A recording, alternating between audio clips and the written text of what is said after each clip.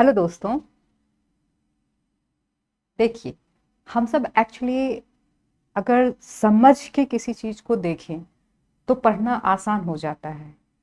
होता क्या है कि हम लोग तैयारी शुरू करते हैं या किसी भी चीज़ को पढ़ते हैं तो उसके संबंध में जो हमारी जानकारी होती है, मीन्स हमारी जो समझ होती है, अंडरस्टैंडिंग होती है, ये कितनी है इस पर डिपेंड करता है कि आगे जब हम बढ़ेंगे तो ये हमारी तैयारी कैसी होगी।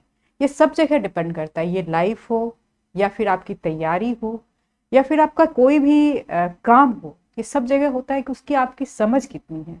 तो अगर हम देखें कि जब भी हम तैयारी करते हैं कंपटीशन की, तो उसमें आप देखिए कि जीके नहीं होता है। आप देखा है कभी आपने, जीएस पेपर होता है, मतलब जनरल स्टडीज होता है, जनरल नॉलेज नहीं होता है।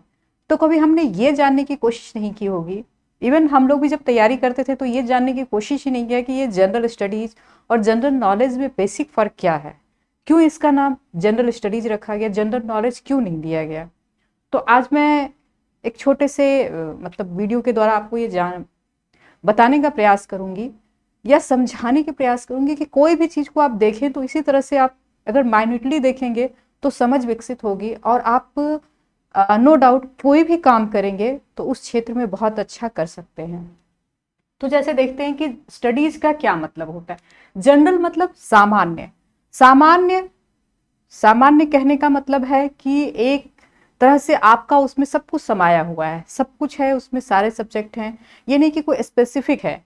मतलब एक तरह से देखा जाए तो सामान्य कहने से लगता है कि बहुत ही आसान है, लेकिन सामान्य कहने का दूसरा अर्थ यह है कि बहुत वास्ट भी है वो। ठीक है। तो सामान्य जब हम कहते हैं, स्टडीज कहते हैं, तो स्टडीज का क्या मतलब होता है? द एक्टिविटीज और process of learning about something. अब देखिए, जब हम लोग एग्जामिनेशन की तैयारी करते हैं तो आपके पास एक सिलेबस होता है। सबसे पहले आप सिलेबस देखते हैं तो आप उसमें एक देखो डिफाइन किया होता है कि ज्योग्राफी का, हिस्ट्री का, पॉलिटी का ये पार्ट, ये पोर्शन है और ये सिलेबस है। उसी डिफाइन से आपका जो पार्ट दिया गया है, जितना उसमें दिया गया है टाइटल, उसी के अंतर्गत आपके क्वेश्चन पूछे जाएंगे। तो हम ये देखते हैं कि जो लर्निंग है वो इम्पॉर्टेंट है, इसमें प्रोसेस इम्पॉर्टेंट है, एक्टिविटीज इम्पॉर्टेंट है ना। तो धीरे धीरे धीरे धीरे हम इस चीज़ को समझने की कोशिश करते हैं। तो अगर लर्निंग को देखेंगे तो क्या है आपका understanding, knowledge, skill, values, attitude, सारा चीज़ उसमें जो है आपका सब कुछ हो जाता है आपका लर्निंग में। तो ये बहुत वास्ट कॉन्सेप्ट है। जबकि नॉलेज अगर देखेंगे हम तो एक सिंपल इंफॉर्मेशन है, understanding about a subject. Means आपने इंफॉर्मेशन, मीन्स किसी के बारे में जो है सूचना, और उसकी समझ बनी आपकी सब्जेक्ट पे, तो उसको हम क्या कहते हैं? नॉलेज कहते हैं। मतलब ऐसे कह सकते हैं कि नॉलेज क्या, अवेयरनेस है एक तरह से। तो अगर आप ब्रॉड स्तर पे देखें तो ये जो आपका नॉलेज है ये स्टडीज में अपने आप समाहित है। तो इसलिए आप देखेंगे कि जो भी हमारा सब्जेक्ट है उसमें आपको देखेंगे जनरल स्टडीज दिया गया है, जनरल नॉलेज नहीं। जनरल नॉलेज कहने से क्या हो जाएगा, बहुत ही कम हो जाएगा कि एक अंडरस्टैंडिंग, एक अवेयरनेस आपकी बन जाती है। बट इसमें एक सिस्टमैटिक लर्निंग शामिल होगा, सिस्टमैटिक आपकी समझ शामिल होगी। उसके बाद क्या, इंफॉर्मेशन होगा ही और अवेयरनेस होगा ही।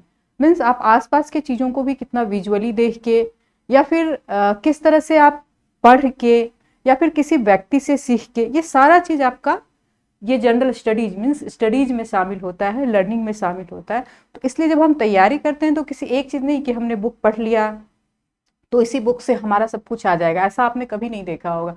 आप देखेंगे न्यूज़पेपर पढ़ के, सुन के, किसी व्यक्ति से सीख के। जैसे आपका इथिक्स पेपर है, अगर फोर्थ पेपर देखेंगे यूपीएससी में, तो आप वैल्यूज को समाज में देख के, सीख के कर सकते हैं, है ना। उसी तरह से करंट अफेयर्स है, उसको आप कैसे सीख सकते हैं, कैसे जान सकते हैं। जैसे अभी मान लीजिए घटना हुई वहाँ वायनाड में, आप लोग सबने देखा होगा लैंडस्लाइड की घटना हुई।